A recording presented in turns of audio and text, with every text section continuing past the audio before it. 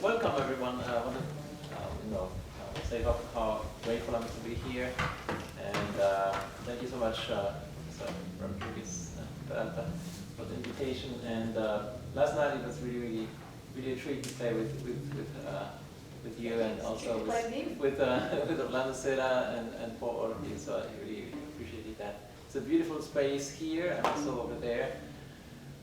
And now we have another treat. Now we get to hear the students. So looking forward to that. So I hope you all got a copy of the program. I don't know who's playing what. I appreciated the bios of the students as well.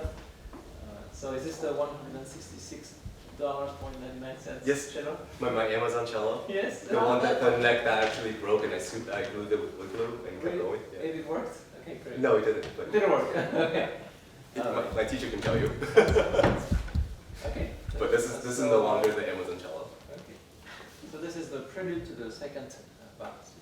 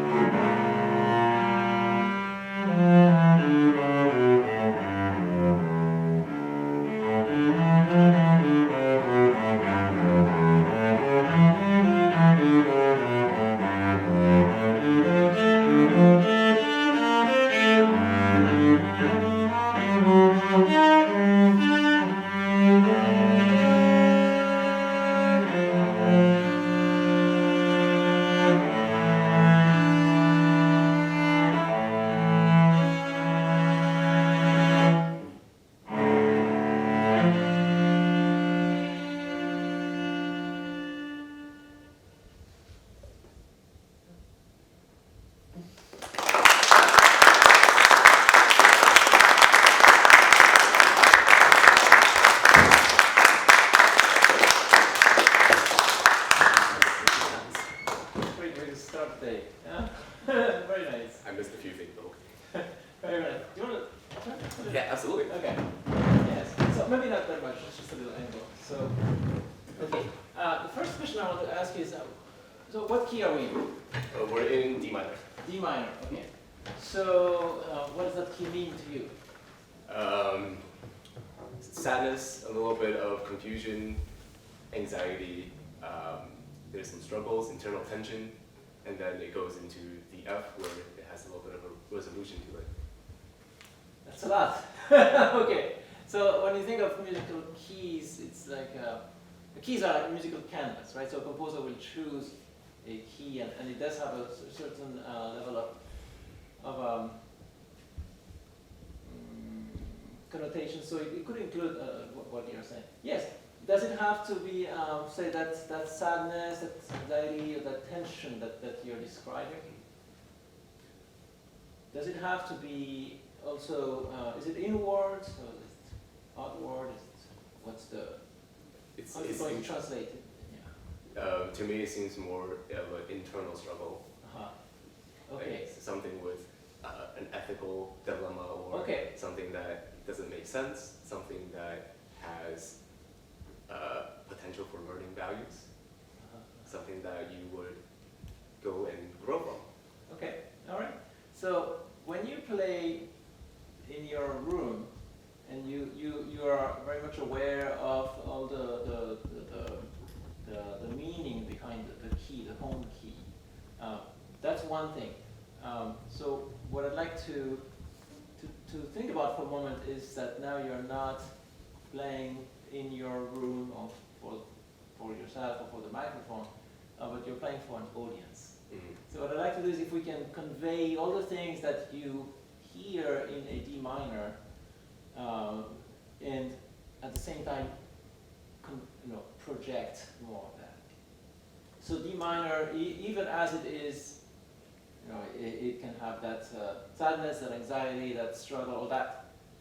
The audience still needs to perceive that. Mm. So when we perform, we oftentimes think that we do something, and then, if say we were to put a microphone out there, we'd realize, wait a minute, a lot of it got filtered out. Yeah. So it's that spatial side that we need to constantly remind ourselves that what we do here is going to be, some of it will naturally be lost as the sound travels.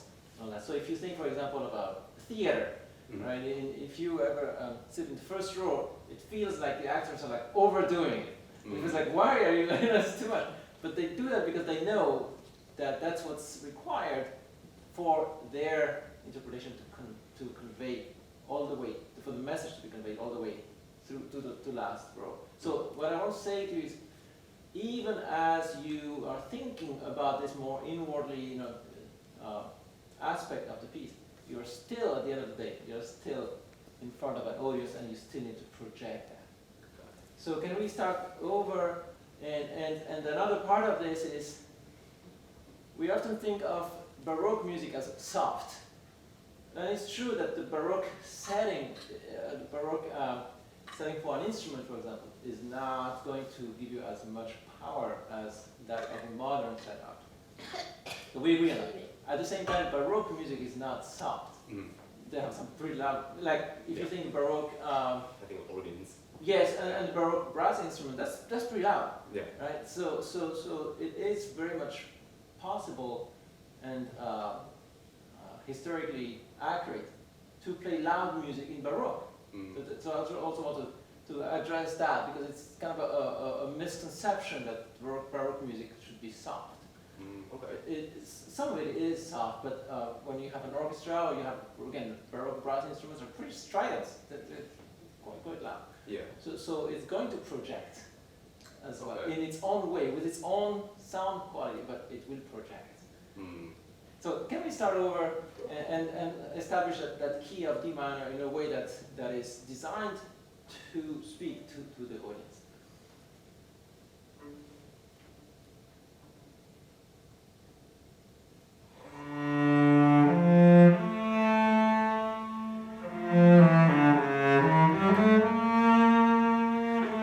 So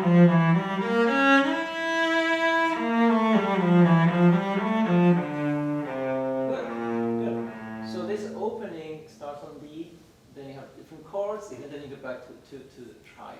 Yeah. Right? Okay. So regardless of the fingering you use, can we have more?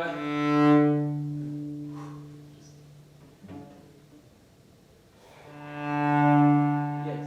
And here how the sound travels and comes back to you. Right.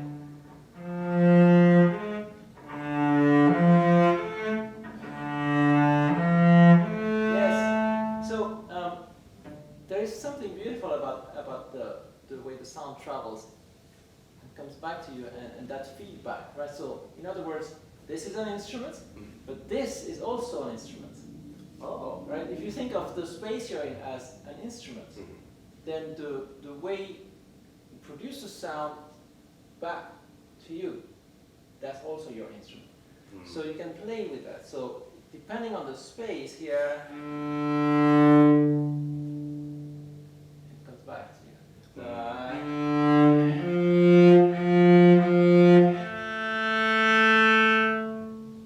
For example, in the Bedford hall, it's much more resonant.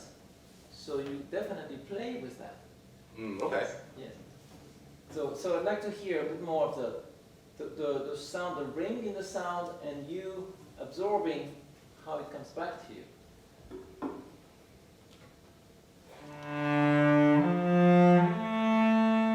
Yes. So, James, I feel like right now your ear is here. I'd like your ear to be more like, what do I hear back? How does my sound fill this hall? How does it develop in this space?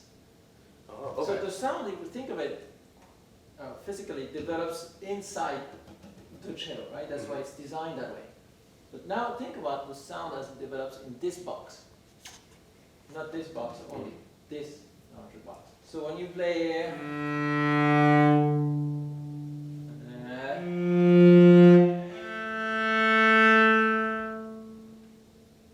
so you're hearing back and forth always. Okay.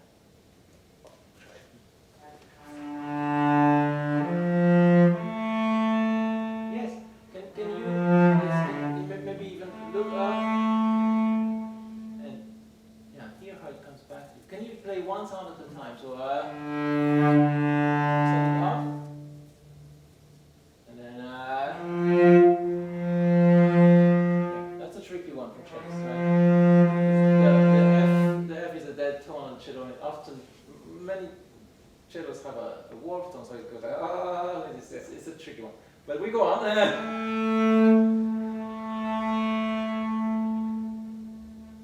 So in this hall, if you do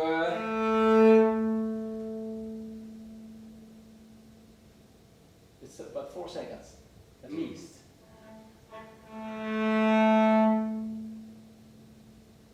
And that's less. Yeah. So how can you have more? So maybe one is can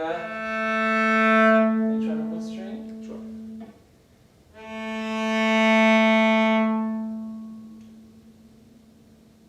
About 3. Can you end the open string in a way that sends the vibration out? So here, if I do, I'm already closing the sound. But if I do then I'm setting it up.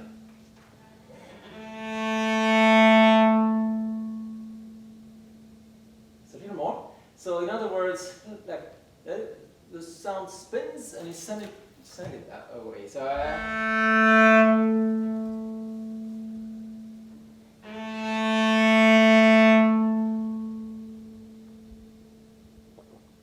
yeah, that's more resonance. So why not use the resonance?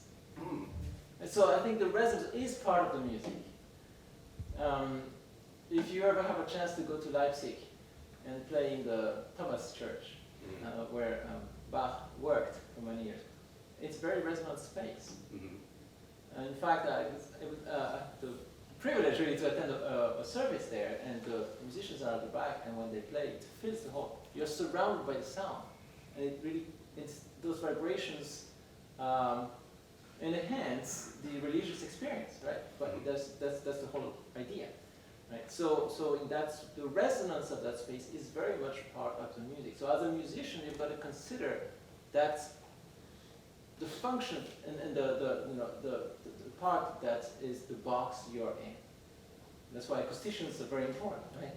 That makes sense. So what that means for us as cellists is, practically speaking, you may consider instead of a or even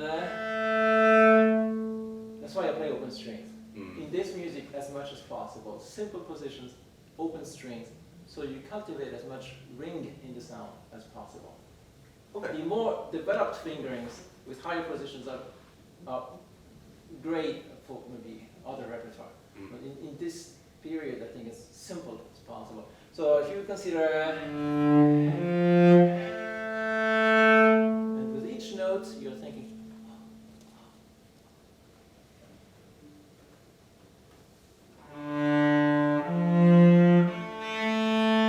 yeah, but to see the way you play the D, you're doing it, and you're muting the end. What if you were to play, and then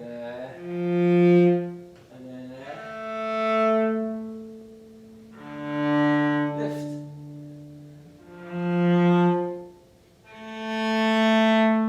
Yes. So now connecting them, allow the bow to have a little bit of release. So the path that your bow arm is creating.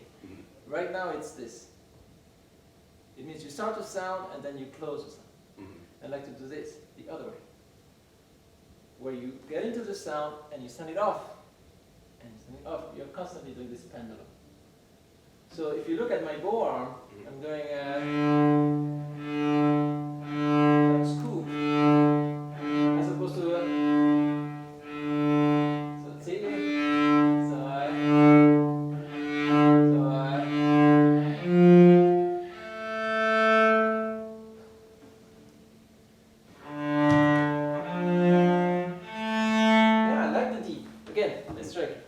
so we do scoop like this.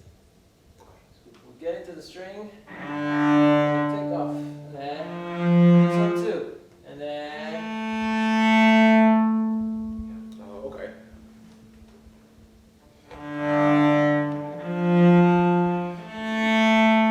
Yes, and in that way you project so much more.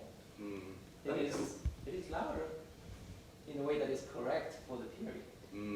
Right? So the rock music can be louder than what we had. Yeah? So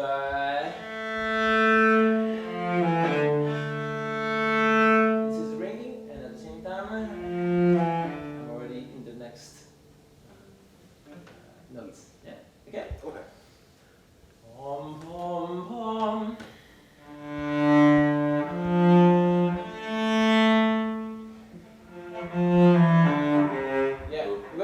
Good. So now, you also need to consider the length of your notes. So you have short, long. So your gesture is going to be short, long. So that's a long one. You're giving me a long one, right? That's a long. So short, long.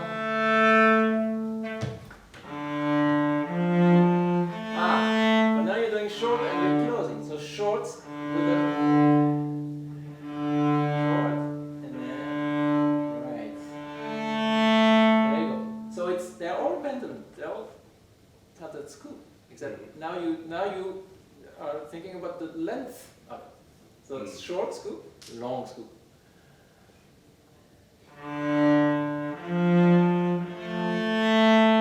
Yes, and the long one.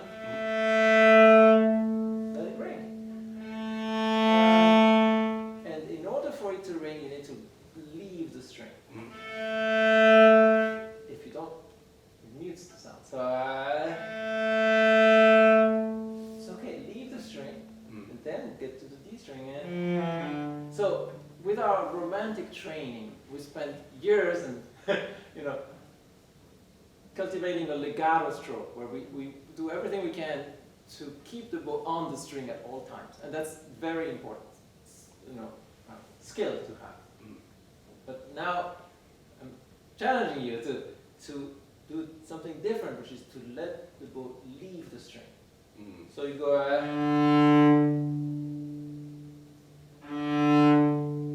off, and I know that's not normal for cello because we practice a lot of open strings, and we practice the returns and the connections, and we spend hours and hours doing that, and we should. But right now we need something different. We need to get off the string to allow the string to ring. Okay. Lift. Lift. Yes. Yes. Very nice. Yeah. Good.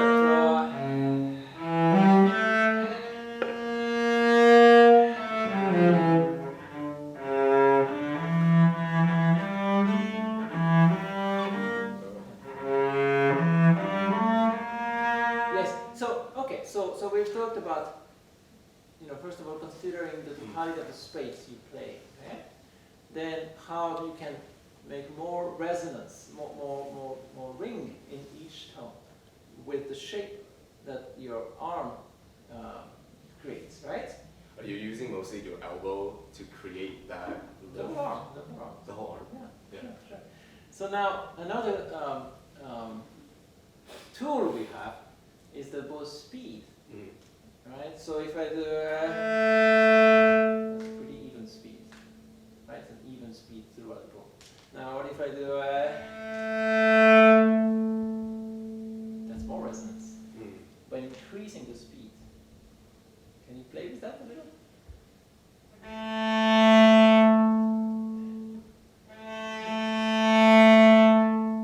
Yes, good. Back and forth. So and then up too.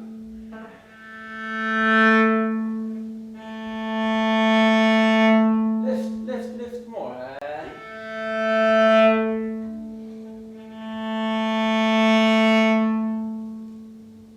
Yes. Back.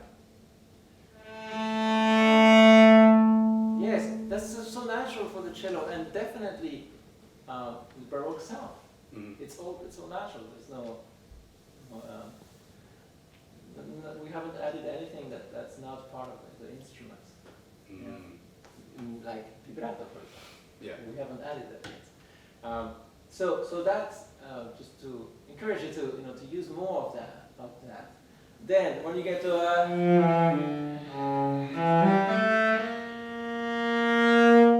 speed. Can you play that note? Yes, and the B flat. Yeah, I like it. So now the B flat is another dead tone on the cello in that it doesn't have a string to ring with it. Therefore, the vibration will stop very quick. If I don't do anything to it, if I just do it just dies because there is no enharmonic, there is no resonance built into the cello, as opposed to an A, well, that is the open string. But if I play a C, for example, it has the benefit of the C string that rings with it. So the B flat is a dead tone, and Bach played the Barre. So he well knew that the B flat is not a great note, it's not a very resonant note on the cello. So it's by design that he chooses a B flat. So what I'm saying by that is we do not need to beautify it, but to make it look like something it's not.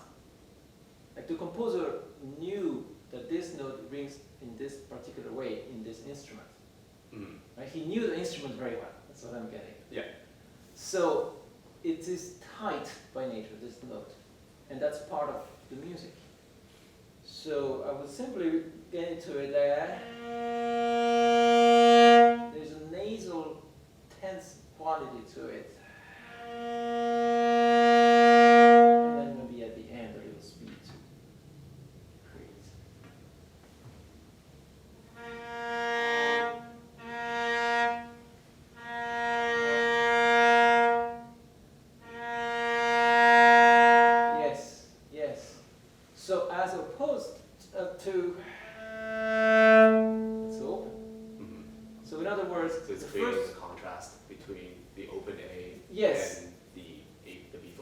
two long notes, that's how they differ already. So that's the color already. So from the very get-go of the piece, you have this contrast. So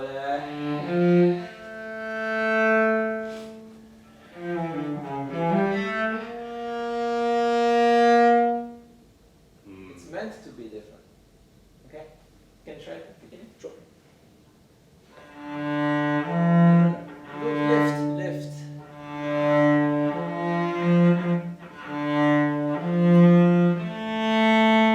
Lift, lift, even lift. Yes.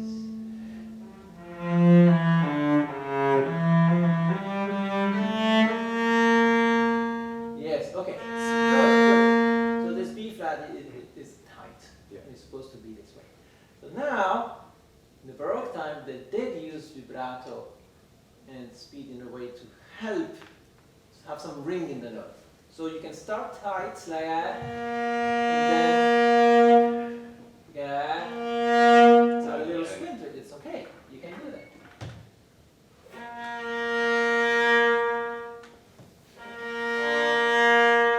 Right, so that you start with the natural, tension, and then you bring it somewhere else. You develop the sound as well. Beautiful. And then that allows you to continue.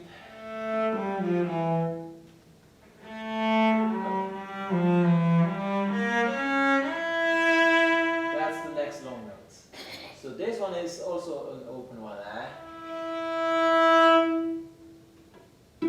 Because it has a little more resonance. In other words, we are already developing the piece.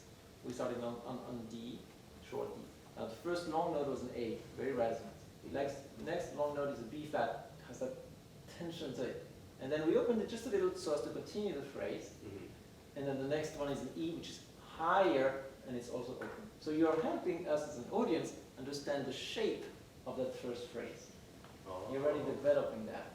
You are using the acoustical properties of each of these sounds to develop the phrase based on the characteristics of the instrument and also the place. A, B flat, E, all the way higher. See, it all aligns very, very nicely. The shape on the page and the acoustical. Yeah, that makes a lot of sense. I mean, every single composer written their compositions for a specific instrument. Yes. Because of this each and every single sound quality. Yes, but some composers today, for example, if you write with a computer at the computer, you may miss out on the characteristics of a particular sound on a particular instrument. Because on the computer it's going to sound the same. Yeah. So you will not know that. So it really comes from playing the instrument, knowing the instrument, knowing that an F, a B flat sound in a particular way on the cello, that you can't get that at the computer. So Bach had that insight into the instruments that he wrote. Okay, so long.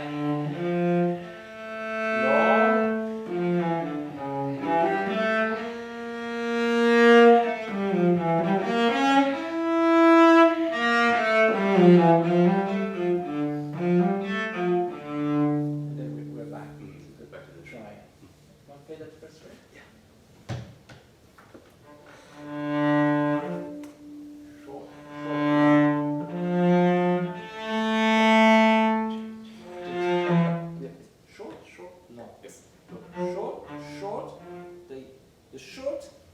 The short to the right and the short to the left cancel each other. So if I'm speaking like mechanically, one short this way, one short that way, I should be back at the same point. Okay. Okay.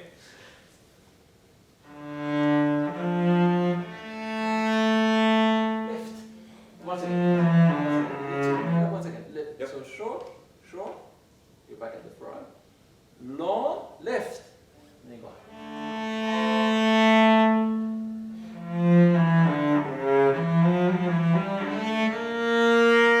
Lift.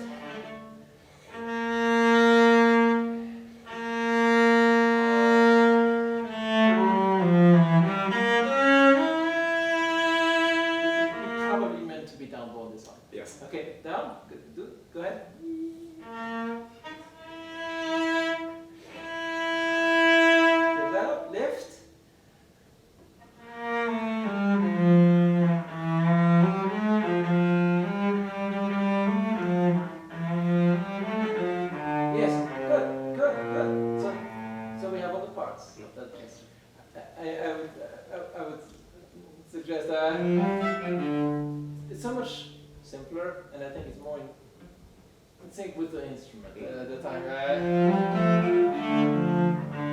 Yes, yeah. If you want to play something more developed, play like third suite, fourth suite, fifth suite. I mean, like the second suite is still supposed to be pretty basic. Okay. And it advantages you in that the sounds will be more. When you play this, cannot compare to this. It's always more muted. Versus, yeah. So if you can.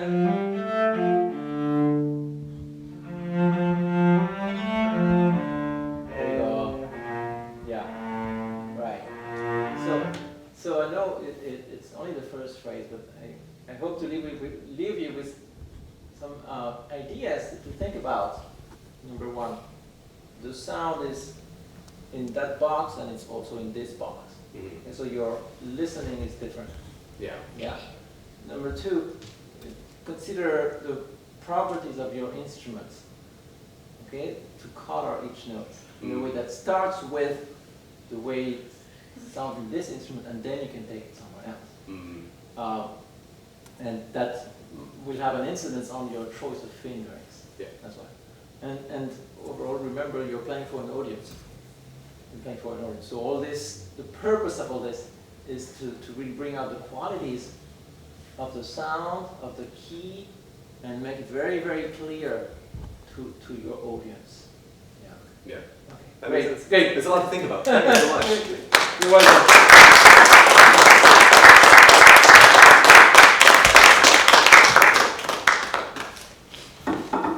We have an all Bach program for you today. Good job.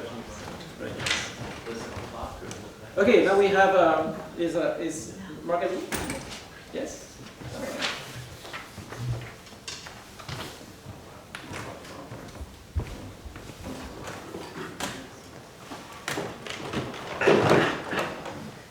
Is Aidan here too?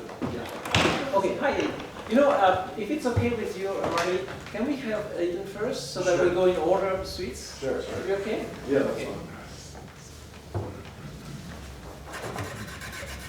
So we have the second suite, now we have third suite, and then fifth, and then sixth suite. That's great. Sampling, yeah. So pretty third suite.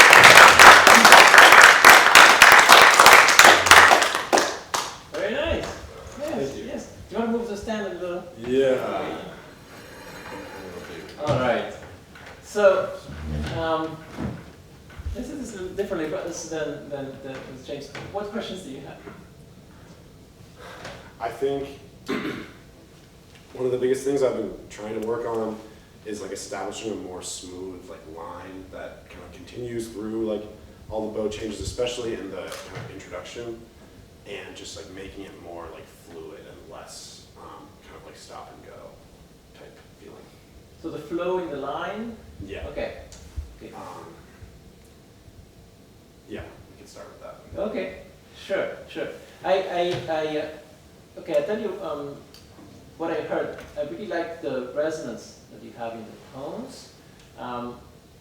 I could hear the voicing. It's very, very clearly delineated, especially in the middle section.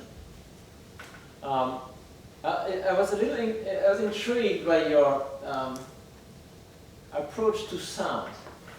You seem to have one approach in the outer parts of the movement that was more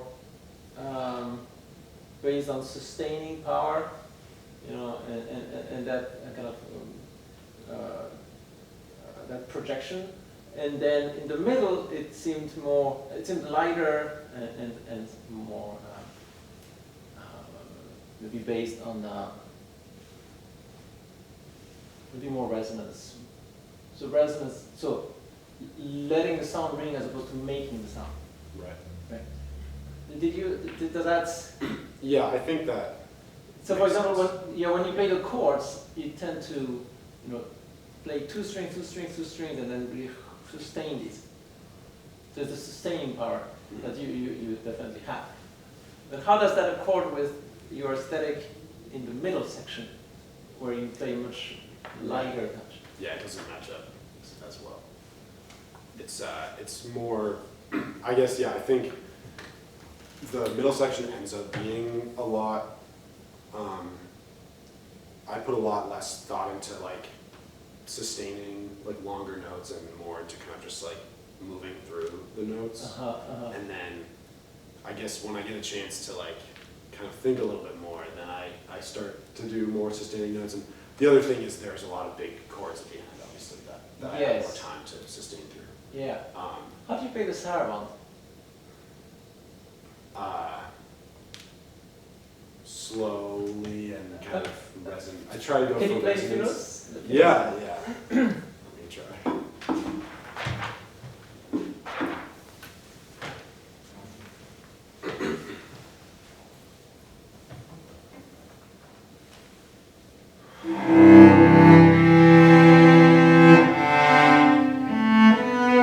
Very interesting. So you have both the sustaining of the tones, and then you let go when you don't have double stops.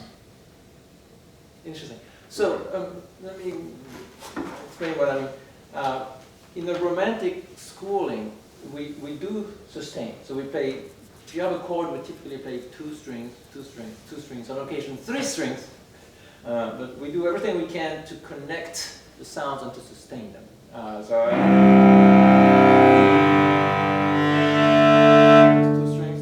Two strings.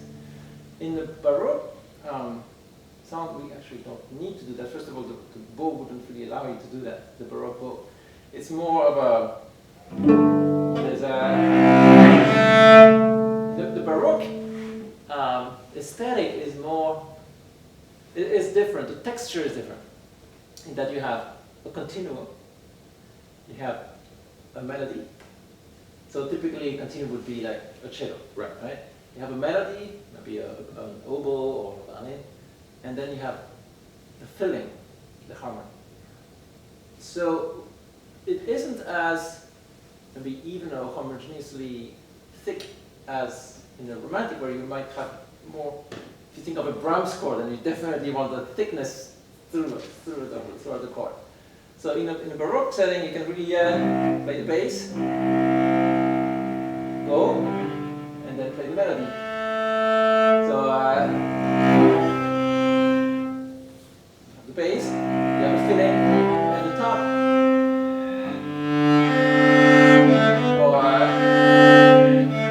So at the end,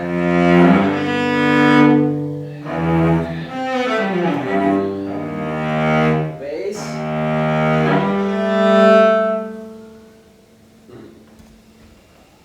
You want to give it a try? Yeah. So we're back in the Prelude. Yeah. Okay. So in other words, we want to highlight the bass, establish the foundation of the chord, just get through the harmony, and then play the top. So just the very end, if you will. So play itself, and then you roll the chords.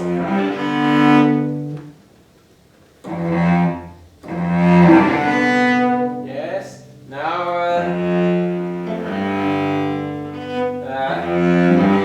Get a little more resonance and this is still ringing. So if I do you can see still hear the bass, still hear the open strings. So in other words, play the strings with enough speed and leave the string so that the open strings continue to ring even as you're playing the top. Yes, now the F at the bottom, another F, it's a dead tone. So we need to give it a little more length, a little more.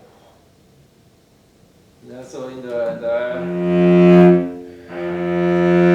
just stay a little longer on it. Then roll, and then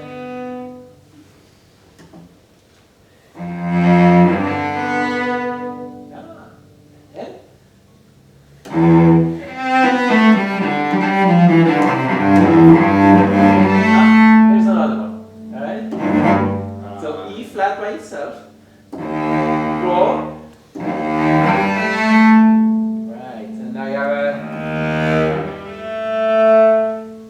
that's A, the same A as in the prelude to the second, rings by itself. And so, so the entire chord can be summed up as, right, so that's why you want to bring out the bass a little more and quickly get to the top, so we don't get distracted by the middle notes.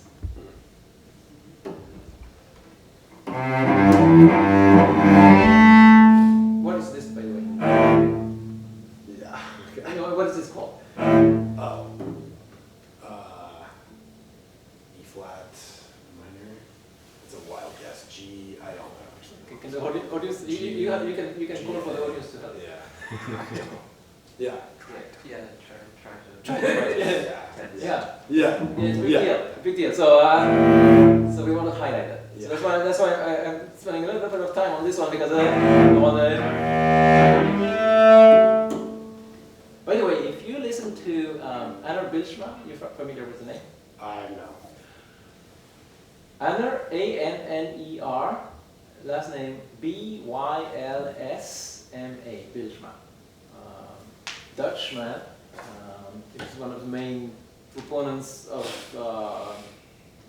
Baroque cello playing. He's an incredible virtuoso cellist. He's so influential that I've actually met well-known Baroque violinists who told me that the main inspiration they had is from this man who's a cellist. It's really key figure. So, okay. As soon as we finish, you gotta go listen to those recordings. Okay. So Anner Bilsma, if you listen to he's recorded the Bach suite several times, but if you listen, there's one recording in which he uses very fancy Strad and Stradivarius, and the fourth suite that has a lot of E flats at the bottom. For most of us, E flats is again another dead tone. But on the Baroque cello with the Baroque setting, the cello gives him this so much. It's so boomy. It's incredible. The tension is different on the Baroque setting, so you'll have some of that. So see if we can recreate that. So allow the E flat at the bottom to give it a little more ring. And kind of imagine that the E flat is still ringing. You have to imagine.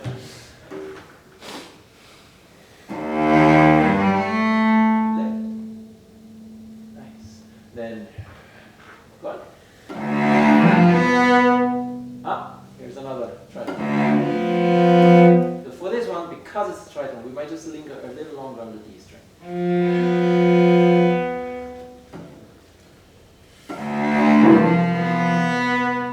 Can you do this without vibrato?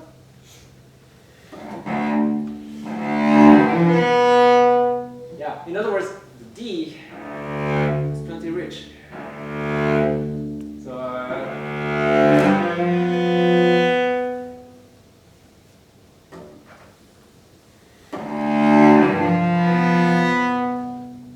very nice. And then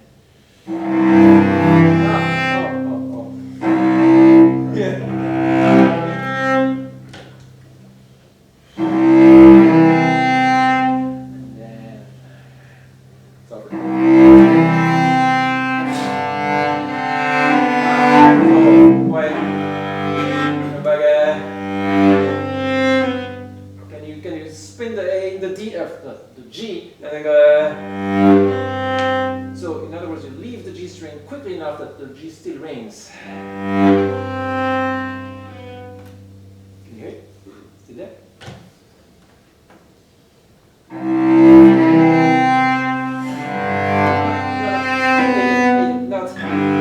Not together.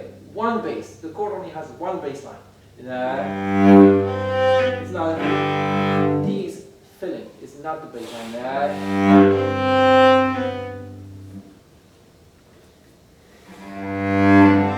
Yes. And then, so that way, when you play the G, send it off, resolve. Ideally, when you're playing the resolution, which is the B, you still have the resonance of the G. So you have a. Even with romantic training, you could not sustain the G because it's two strings apart. I mean, away. So and you have the B and the G. So that's why.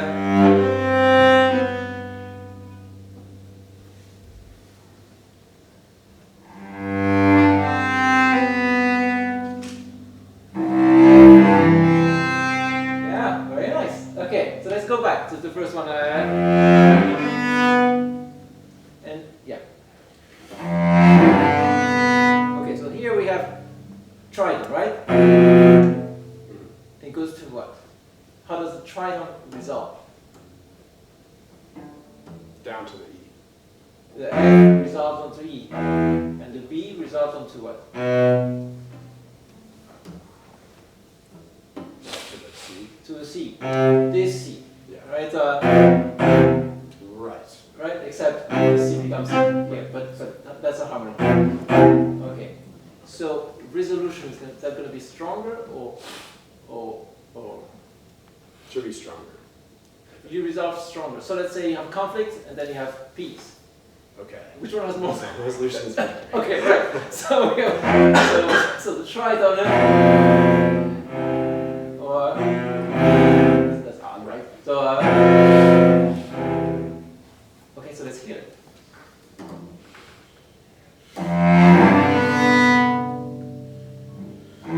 Yes.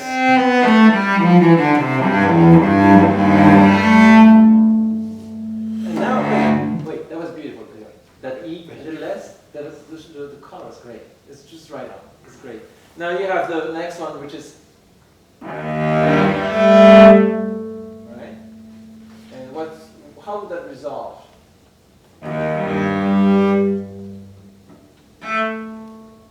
Again, if we simplify, that's a trident, which goes to.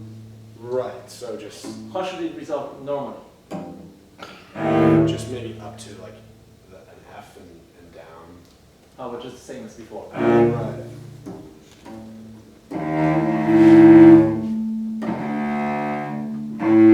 Yes, that's the most common, right? So, Right. and instead he gives us Right. serves another trident. So that's different from the previous time. The previous time you have tritone, resolution. Now you have tritone, tritone again. Right. So the second tritone should be even stronger. That's an interpretation that I do agree with, but that's still your interpretation. Can you play the second one? Yeah.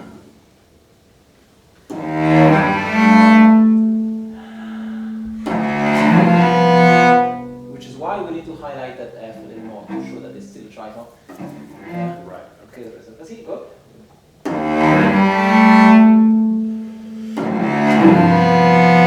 Yes, and now, right. So that was beautiful. The build-up of the addition of the second trident was really, really beautiful. And then the next one resolves. It doesn't just resolve as in weakening, it resolves into a glorious chord, which is. So can you play it with all the openness, the resonance of a C major, and yet it's not strong, it's just open.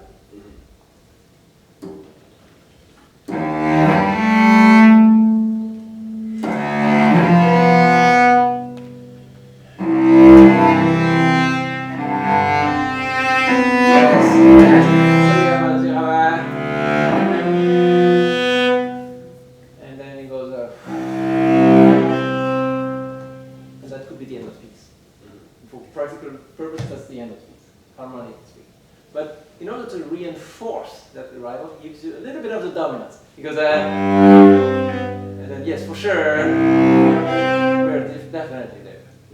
And the dominance is the most effective way to reinforce the tone. Right? So and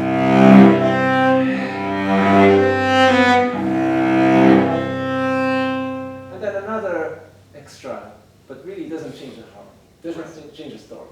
Okay, great. So now, if we have a minute, we can think about the beginning. Can you now think of the very opening in a way that accords with the way you're going to play the middle and the end sections?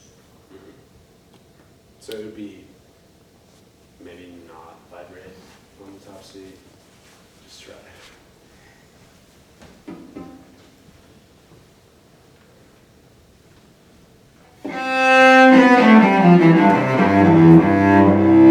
Okay, what is like harmonically speaking? What's happening here? C major. Just C major scale. C major. Yeah. So you think of it the same way as the bass, the top, and the filling. Oh. What I'm hearing is, if I were to reconstruct what you're doing, I hear these are the notes you're highlighting. Does it need to have, or can it just be in other words, the top will always shine because of the register. There's no way you cannot hear the oboe. Because the advantage of being higher up there, you know, or the flute last night, it's very, very hard to cover. so they will always have that advantage. So you don't really need to play strong the top. Just play. Just plenty. So if you were to play all the notes of that.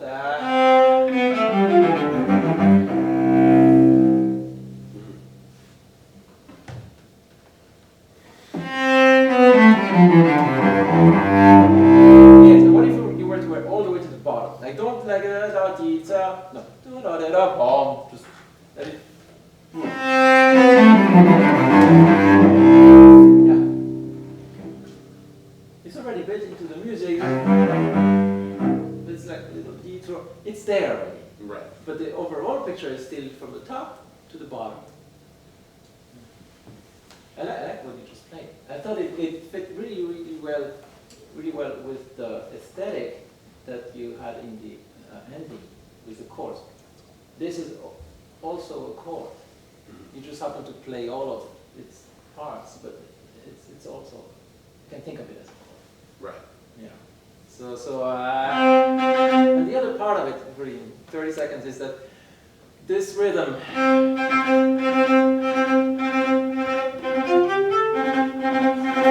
it always has energy. So I don't think it's you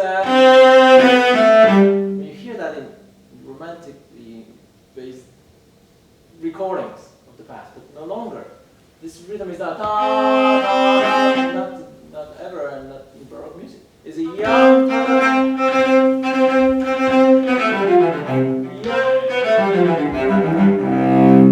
In other words, this funny tradition of cellists play this like as a grandioso first gesture, but there is no other piece in Baroque music that has a da da da da.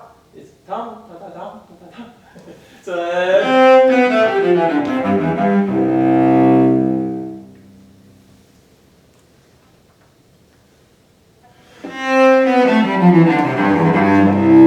It sounded a little bit rush at the end, just normal time.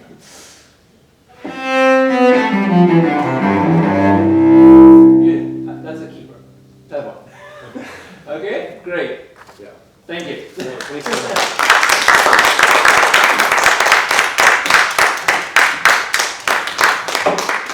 So nice to hear. Thank you. Yeah. so much. It's really Okay, so now we go to the the fifth suite.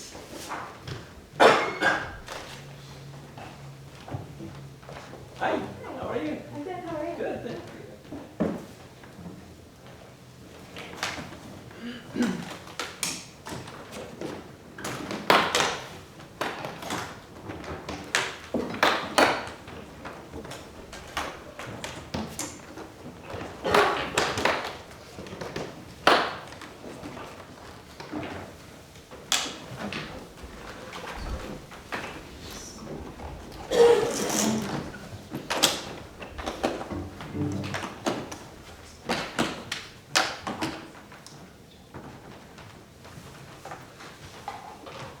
By the way, you talked about the flow in your phrases. Right. And where you started now, that had a great flow. great. Okay. Yeah.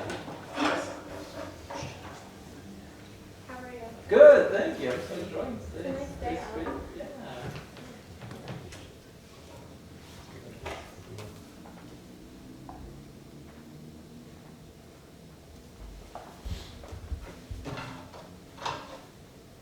So this is definitely a work in progress, this movement.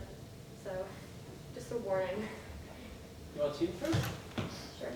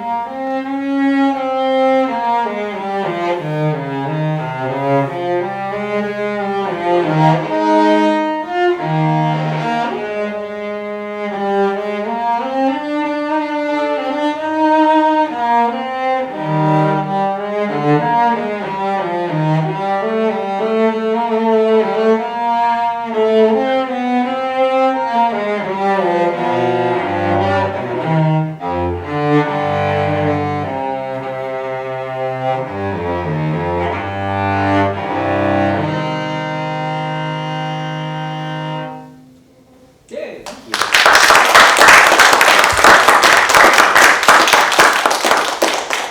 So, what questions do you have when you play this? My main question is like just the technical stuff, especially in the second half. With obviously my hands are very small, and so being able to play the double stops is pretty hard.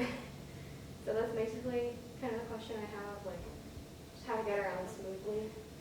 I mean, I think the emotional like stuff in the piece needs more work too. But for me, I always put technical first because I feel I don't know. Sometimes I don't. I think it's actually better not to, but my instinct is to.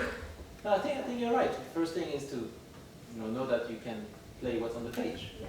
So that's and also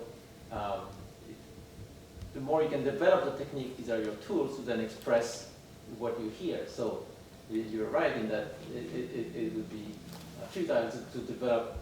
I mean, you wouldn't be able to develop your musicianship without the tools, toolkit, that's commensurate with your ideas. Exactly. So that's very good. I agree. Yeah. I thought you managed well with the chords. I know that it's very uncomfortable in the whole suite, and really for anyone. So Yeah. so that's just kind of nature of it. Can you play again from the top? Sure. I'll all the way to the end? Well, no, just a few notes. But I was going to ask you. Could you? How many beats are in this movement? What's the key signature? There's 3 half notes per minute. Sorry, I didn't mean the key signature. The meter. So the meter is 3/2, so 3/2. 3 half notes a measure. So the unit is the half note. Right. Are you really thinking in 3, or are you thinking in something else? I'm thinking in 8, to be honest. Like 8? the 8th notes. Oh, 8 notes. Okay. Yeah. Okay. Could we try to group the notes into half notes? Yes. Total 20.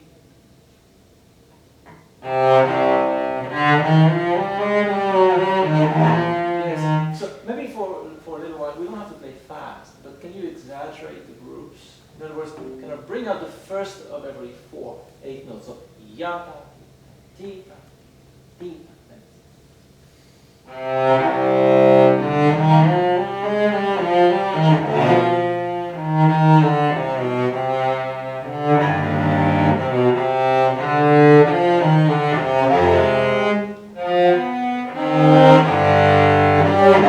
Yes.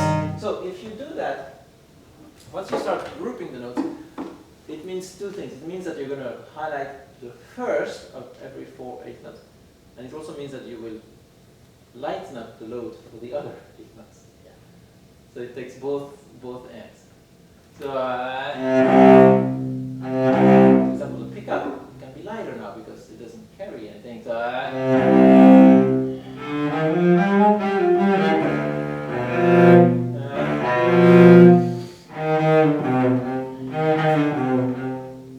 once you pass the T, the rest is flows a little more easy. Yeah, okay, try. So, yeah, light.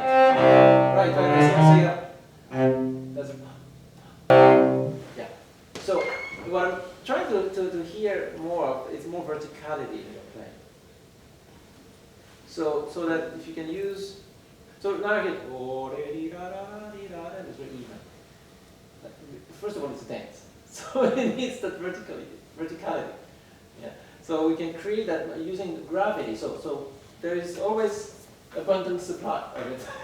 Unlike if you start, forcing anything, then you will pretty soon run out of it. But the gravity, you always have that. So you go.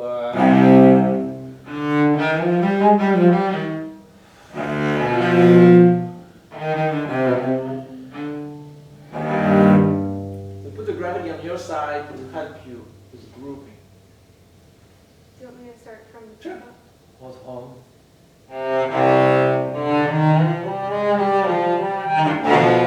Yes.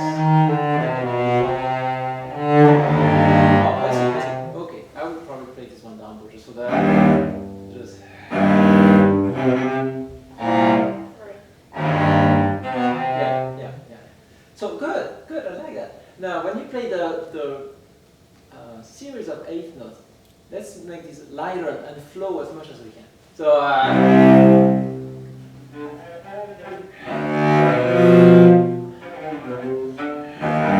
so there are 2 levels in the music. Like you could think of a thick font and a lighter font. So show your audience, show the outline and then the filling.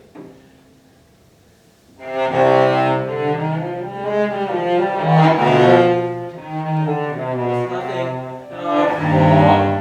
Yes. Yeah. I like that very much. Yeah. You show us what's really important and what's secondary. Yeah. Okay. Now, when you play your chords, it still feels a little bit like you're pulling instead of just landing. It feels like instead of just.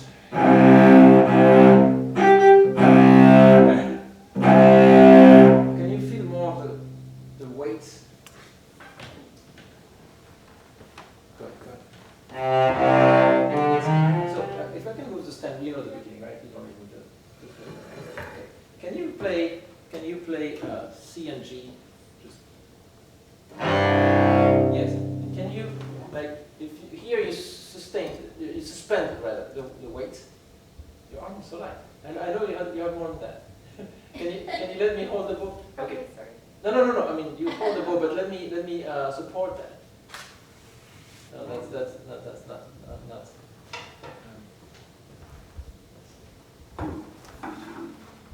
So, okay. Let me hold the weight of your arm. Can you rest more? I know you have more. I know you can. I need to exercise. No, it's not that. If you lean on, you mentioned the couch. Like if you just lean, like say you're here by the piano, you're talking with your friend, just lean on it. Okay. You have a lot more weight I than see. that. So you don't really Just- your arm. Yeah, but you don't need to bend your track. Just here. Yeah, that's good. Much more weight now. Now, don't do anything. So I'm transferring the weight here from one part to another, and it's going to go into the string this simply by releasing the weight. So you go. Okay, so you do here and then.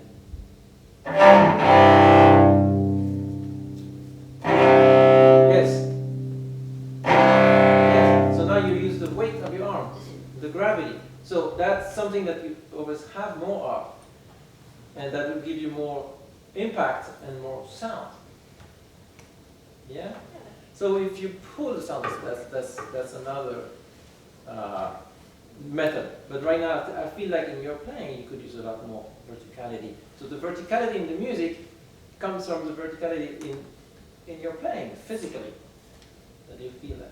So what you're saying, so land down more Yes. to give it a sense of, it's like vertically, but literally vertically. Yes. You're going down. Well, gravity is always this way, right? Yeah. So you're here, so you come above the string, and you just release. Yes.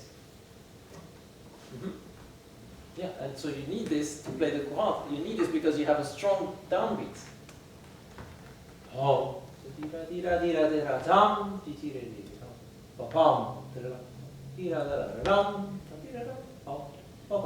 The downbeat is still the most important.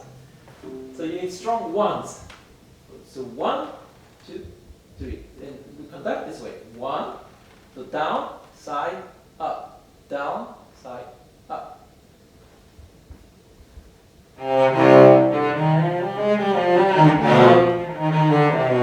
Yeah, good. Yeah, I like the way it sounds. I would still play down the one that.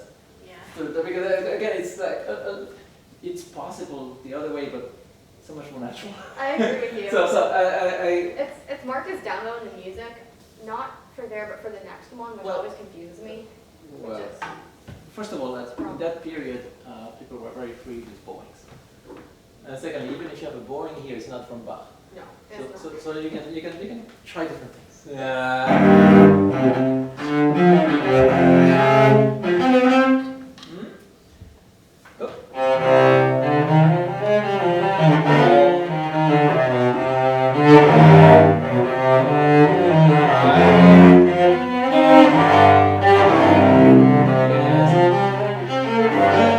Very nice. Now I could hear your downbeats.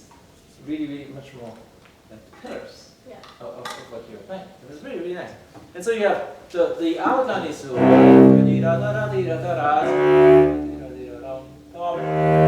you're building, continue ascending, and then and what is this note? Dominant, Yes, thank you, which leads into. the tonic.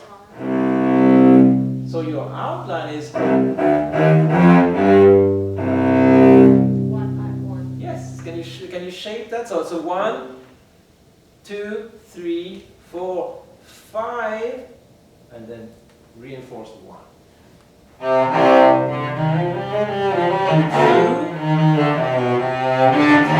4.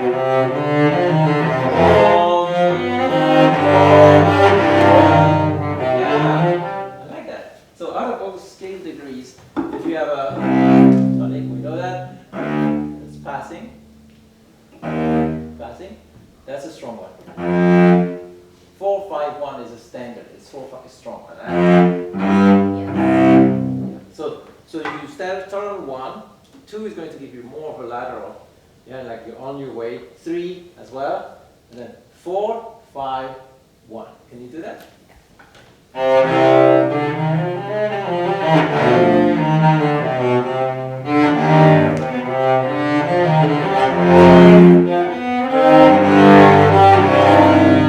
Yeah, very good. Can you go on?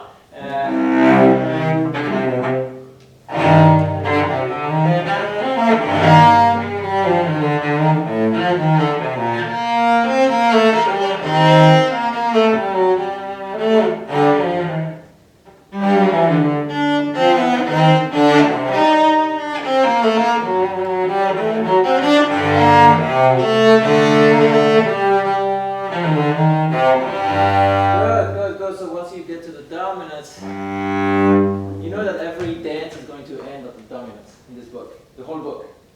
It's a setup. You always start with 1. 1, 5, 1. You finish the first part in 5, and then you will return to 1. That's the basic premise. Yeah, very good, very good. I like what you do. Can I ask you? You have a number of trills here. Can you, unless you hear otherwise, can you start it all from the top note, from the upper notes? From here? No, the trills. Oh, yes.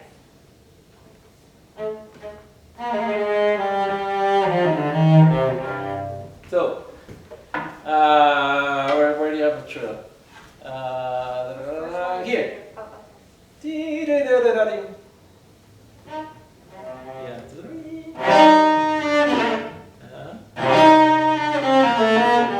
Yes.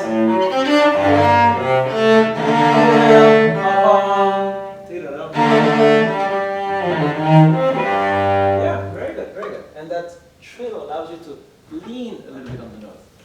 So, and then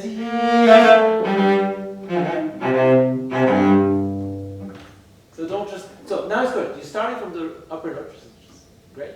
Now lean on the upper notes. And then, so if you think of the trill, it kind of has this tira, and you see it in the way they used to write. If you look at the Baroque manuscript, it goes like tira. And can you do that?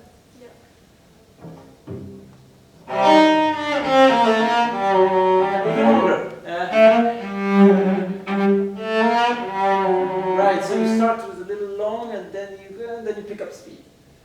Tira.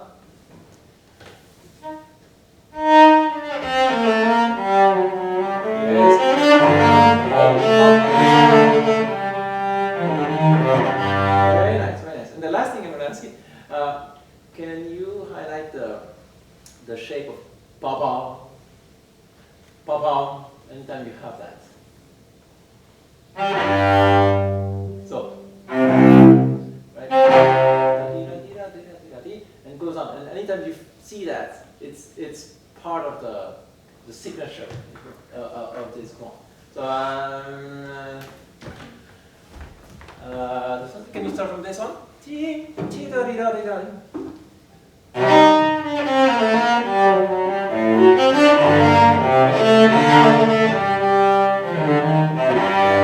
have at least 3 here embedded within. Yep.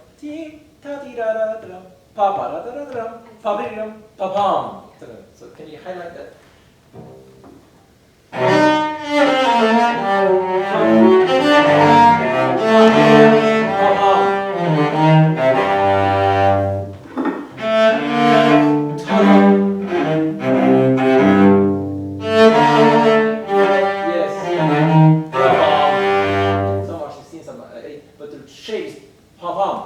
So regardless of your bowing, you can hook it, you can play it. It's still always easier up down, but yeah, that is very much a part of this Courante. It's very much okay.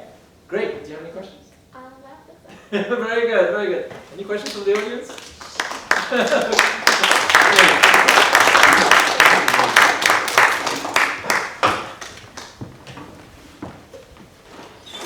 Sorry, I didn't mean to interrupt you learning this when I died.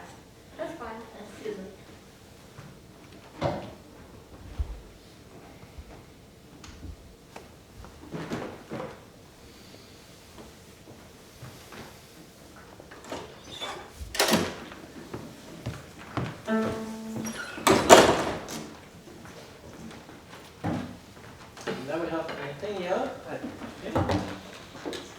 time of the 6th Street. Which movements are you playing? Prelude, Sarabande. Prelude, Sarabande.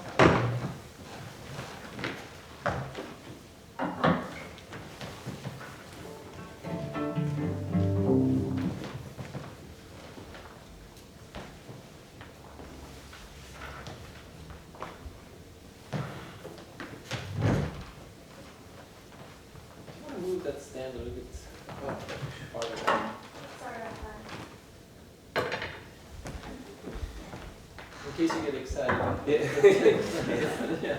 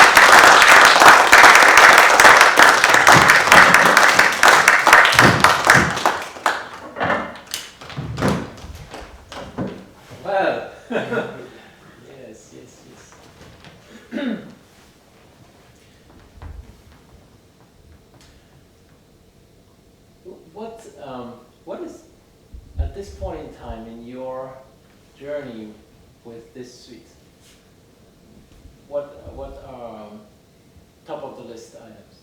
What are you prioritizing?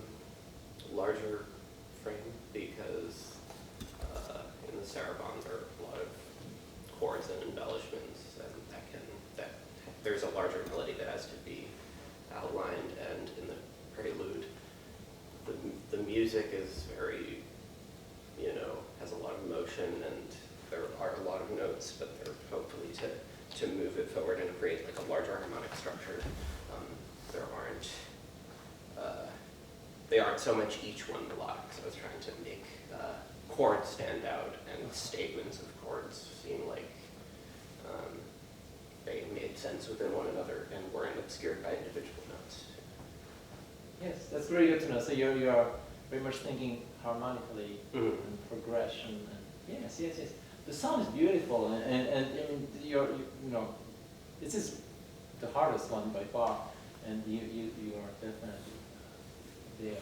It's quite a feat to be able to play this music the way you do. So thank you. So I want to ask you, maybe we can start with the Sarabandes first. If I were to take a dictation of Sarabande, I'm not sure, honestly, that I would know how many beats it has, or where the beats are, or what the hierarchy of beats is. And I want to, emphasize this because it is beautiful music, it has beautiful lines, sounds is beautiful and all that. To begin with, it's a dance. And I'm not hearing the dance part of it. I'm not hearing the hierarchy of beats. I'm not, even at the end, you do very beautiful ralentando. It would be very hard to ask the dancers to all of a sudden slow down their motions. And I understand that it's a stylized dance. I understand that. We know that. And yet, the nature of it still needs to be apparent. Just like in the Courante, we heard two preludes, so that's a little different. But as far as the dances go, I think dance is, first of all, above all, it's rhythm. Yeah. So could you maybe, would you consider just, maybe another different angle to your Sarabande, where we would make the beats much more apparent? And what would that sound like? Could you try? Sure.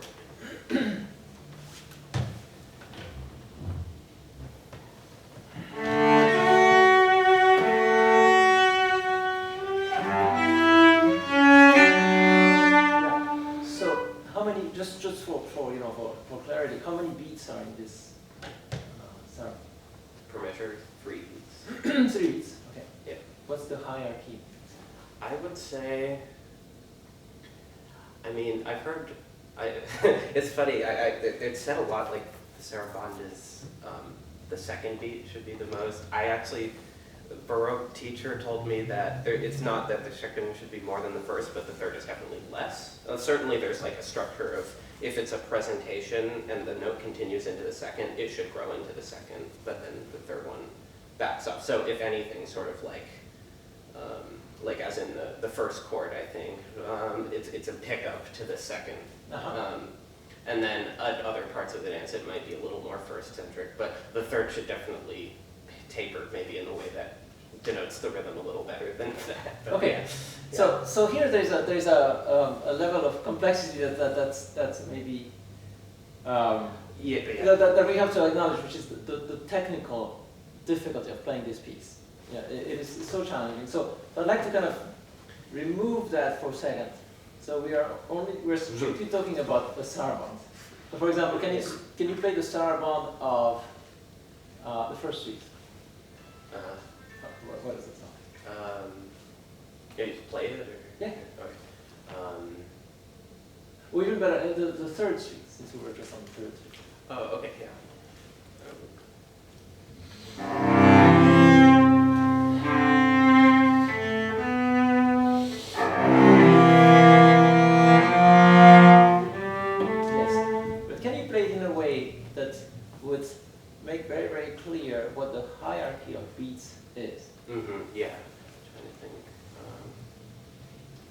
Yeah.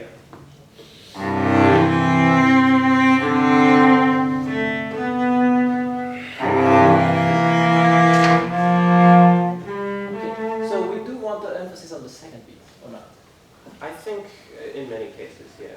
Yes. Yeah. Yes, yes. A lot Okay. of the time, yeah. So can we show that, would you say on the cello you will get more weight on an up bow or on a down bow?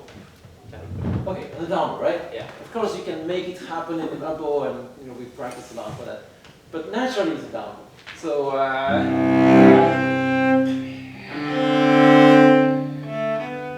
it's more likely to give you more emphasis on the second beat. Yeah. So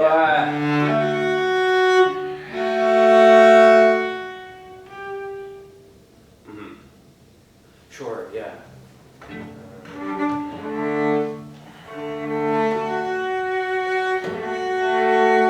right, so we want 1, 2, and we land on 2. So for a moment, if you're open to it, just like kind of like try to forget everything. Like let's just try to do it a different way. Sure. So let's just do chord, chord. So you chord a chord so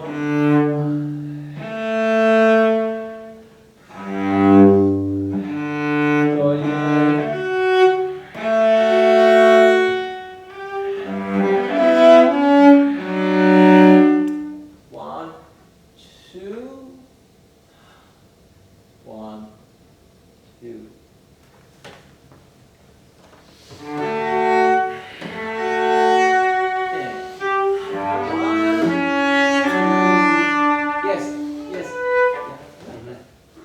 Now I know it's a dance and I can recognize the pattern. Oh yeah, it's a sarabande. It sounds like a sarabande. So the beautiful, melodies and the embellishments and all that, that's very, very, very, very important. And in the grand scheme of things, it's still this overarching. It is a dance, and it is a particular dance which is a sarabande.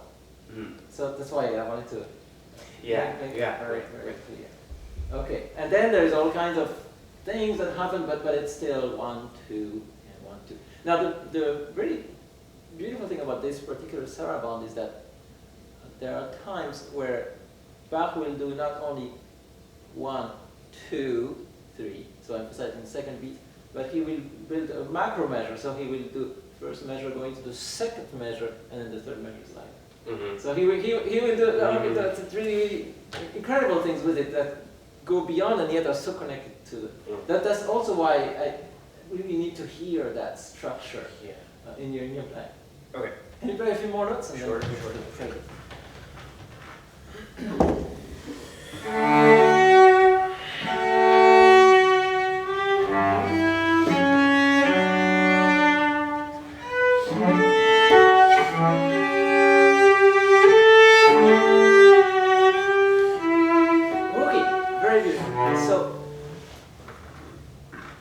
Cellist, right? So you've got to have some affinity for the bass line, and most of your life you play the bass line. So right here, I feel like you're playing like a violinist. Like I feel like your ear is to the top. But as a cellist, I'm longing to hear the bass line. Can you make sure that no matter what you do at the top, you always have this very, very clear foundation? You have chord. Okay. Let me hear the bass. Let me hear the bass first. So I need to hear, just like in the third Prelude, the bass, roll, bass, bass,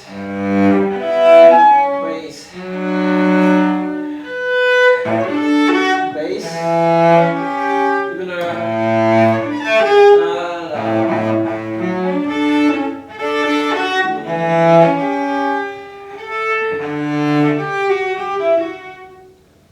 there's not one chord without a bass line. Okay.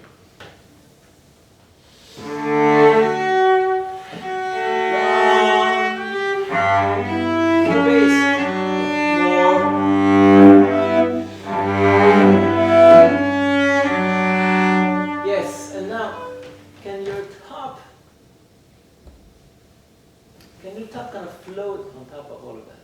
Mm-hmm. In other words, let it play itself. You don't need to dee-do, you just dee-do. And let it play. You don't need to make it so much. So,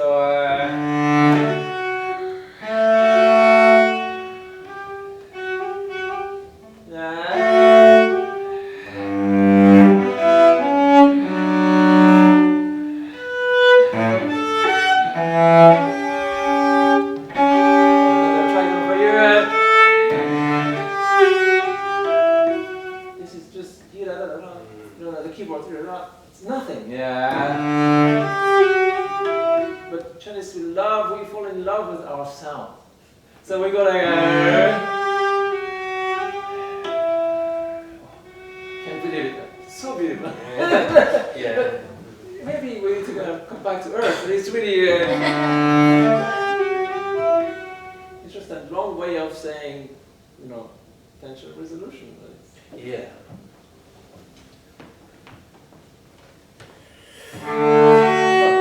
Bass. There's only one bass. Okay, so I'm going to go back to what I said to Aidan. In a chord, there's one bass. Okay. Yeah. The bass is not. The bass is. The A is filling.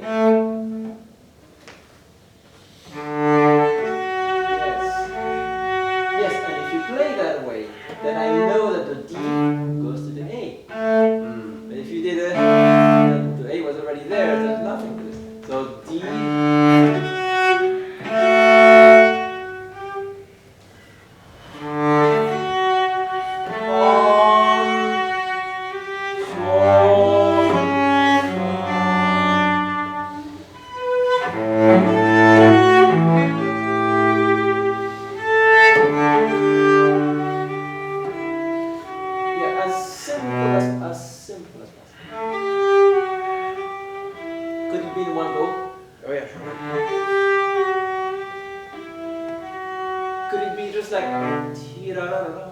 One gesture. Yes, so it is. If you were to simplify that, what are the main notes in this little? So that's it. yeah. Is G going to F? Then? Yeah. It doesn't matter. It can be anything. Try it. Yeah. That's why the F is the resolution. It's the tail. It's the tail. Yeah. Then.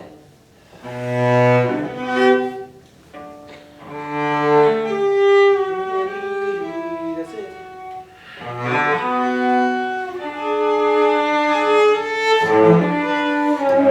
Yeah. So you have a. Oh, yeah. But can you bring out the bass? Like one very effective way to bring out the note, to make it appear to be louder, is simply to hold it longer. Mm-hmm. You know, right? Yeah. So you just hold it longer.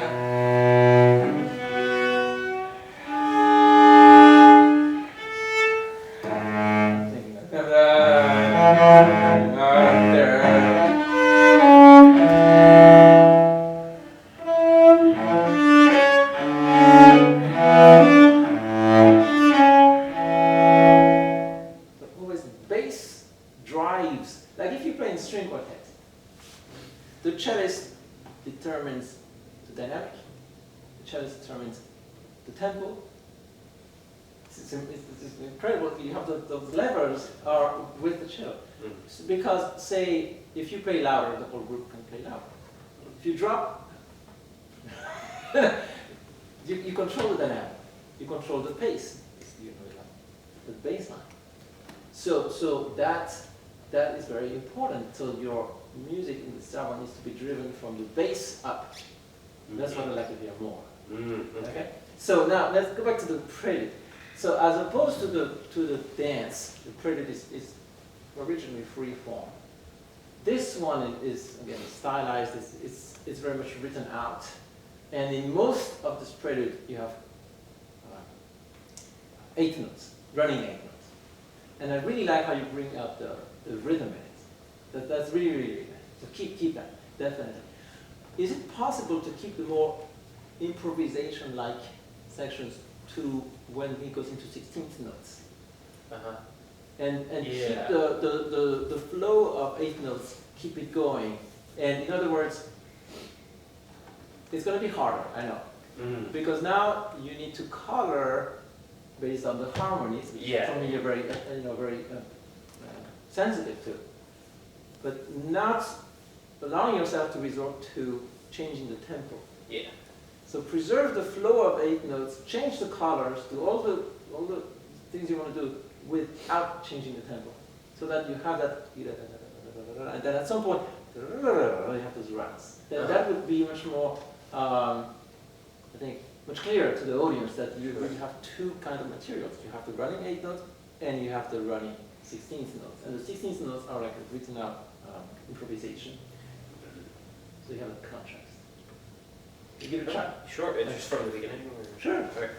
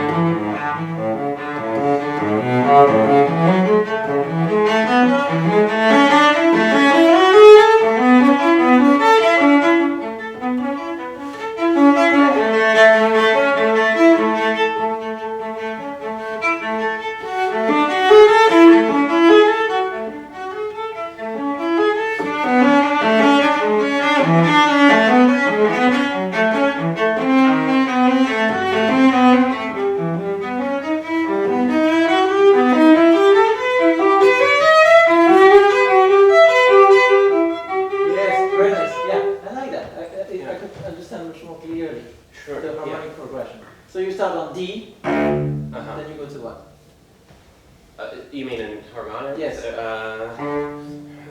What's the next big stop? G major. No, the next big stop is A. Oh, you mean yeah. And then the next big stop is E minor. E. So you went fifth. Yeah. So I like what you did now because now I could hear that progression. Mm-hmm. And when you reach the top,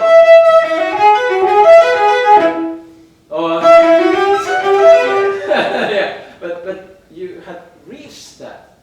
The first time you felt like you barely made it. You were kind of sneaking into that. So I like the way you're playing now. Now, it's interesting. You seem to have two takes. There are times when you show the rhythmic quality of it, and times when you blur it with the legato stroke. Can you keep it all rhythmic? So if you think Baroque music, it can be loud, and it also has a lot of rhythm. So Right. you can have Yeah. drums.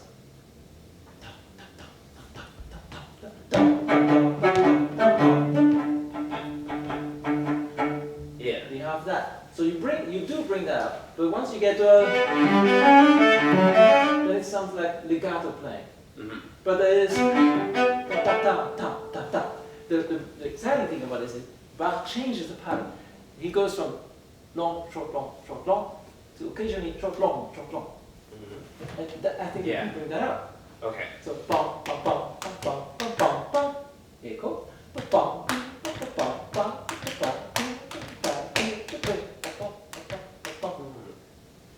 Mm-hmm. Yeah. Can you just give this up?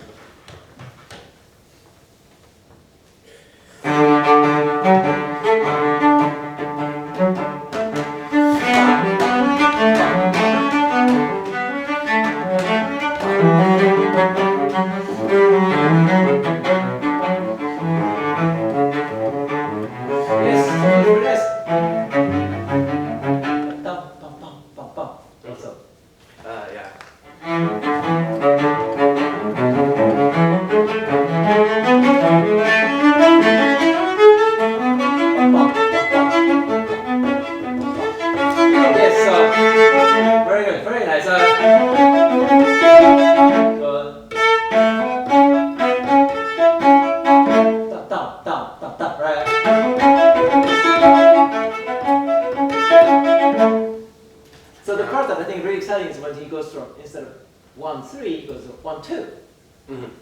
And so that's also why it's important to preserve the flow of 8 notes, so the rhythmic plays can come out. Yeah. So you have a great balance between the harmonic, value and the rhythmic play, and they all come together. They can all coexist.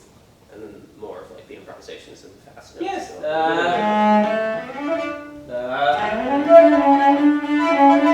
The place that. But even that's stylized. It's not really gotta. Right. It's the styles. Yeah. Very, very nice. And at the end, just like in the chords of the Prelude to the Third Suite, if you could instead of forget what the notes are. Bass but and bass, relief. almost like a.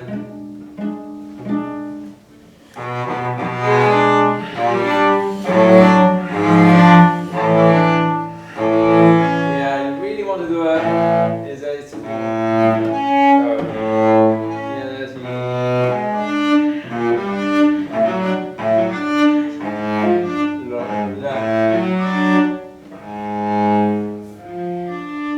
pretty nice change.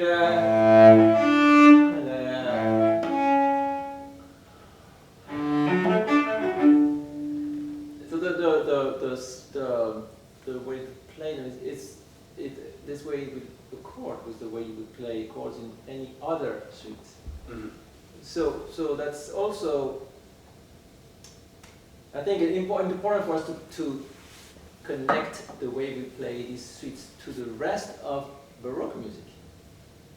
The title page says, do you remember what it says?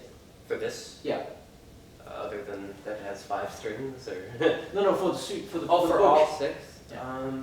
I don't remember, no. So they say 6 suites for cello, or solo cello, without accompaniment.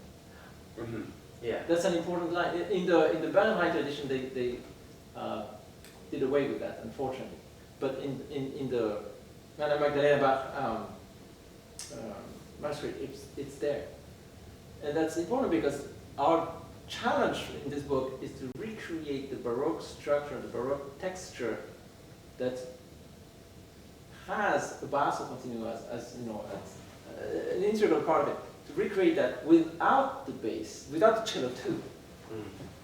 Right. So that's why the chords need to be very clear. Your bass line is very clear. You need to do all that. You need to be the cello 2 and the cello 1 and the harpsichord by yourself. So that's why what I'm trying to say to you and friends, and it's remember to connect this book to the rest of Baroque music. Too often as cellists we connect it to the rest of cello music. We forget it becomes unrelated. It is not a cello piece first, it's a Baroque piece first. So the Baroque aesthetic needs to be very, very clear. The way you build the chord, the texture, the hierarchy of lines, the voice leading, also the hierarchy of beats, the rhythmic, like what is the Courante, yes, over there, Margaleet. So the hierarchy of beats in this case is downbeat. For you, it's second beat today. So that. Any questions? Yeah. Yeah, just to clarify, Yeah. the bigger on the bass note, but in terms of the second note, I noticed it was short, like it's leading to the top note, but should it also be softer than the top note, or softer than the top note? I noticed you spent less time on the middle note. Yes. Unless. But it should like what should the volume levels be for? Okay, generally speaking, the middle will be filling, so it will be less. But if it's a tritone, if it's something interesting to you, then you can linger a little bit longer. That's okay. So this one, maybe, or if it were a longer chord, like say a half note. But in this case, it's just what, an 8th note. So maybe just do that.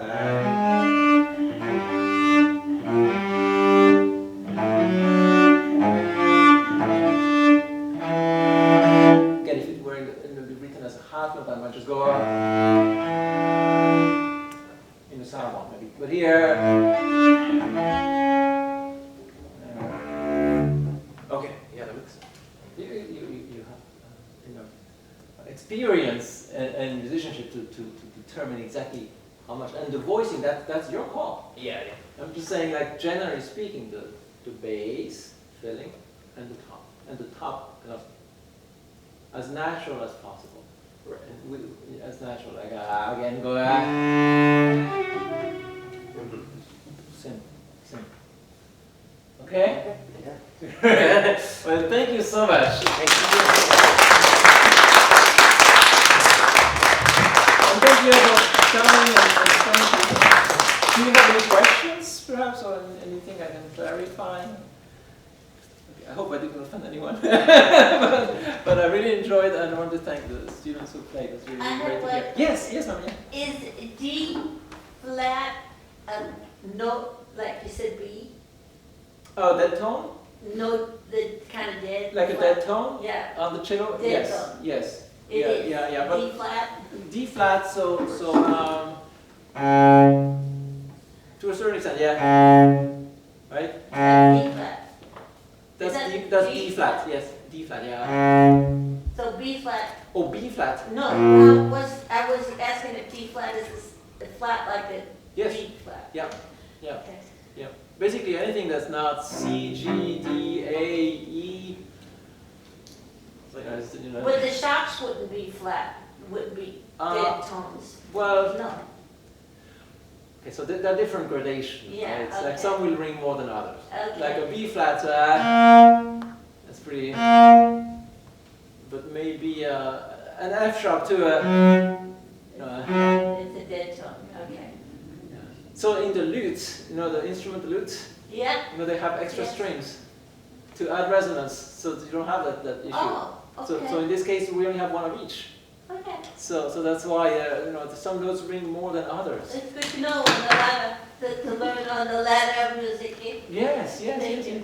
Great question. Yeah. Yeah, thank you. Yeah. Could you just remind us again about the sixth suite and why it's so more difficult because it's a different.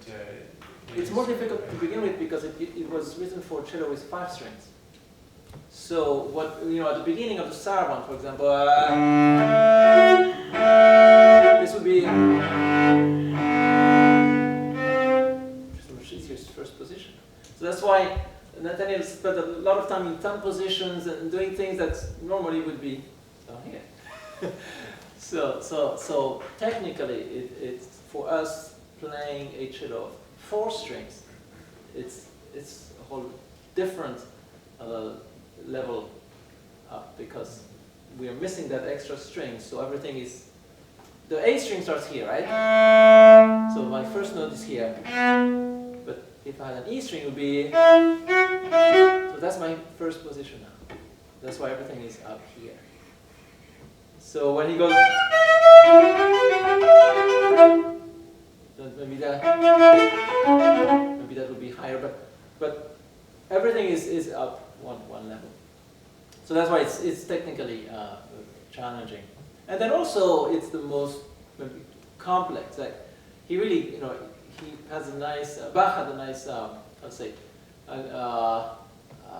He organized where the first suite is maybe the most accessible, and then second gets a little bit shades, and then the D minor gets you thinking, and right, like you were doing, and then the C is more open, the third suite, and then the fourth it's another, it's another really really complex one, and the fifth has that darkness of the C minor, and then you get to the sixth, which is D major, is very open, with that added, fifth string.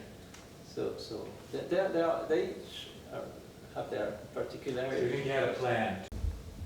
So a lot of the music you have is for that also. If you can play the first suite, first position, and then gradually make things more complicated. Yes. Thank you so much for that great question.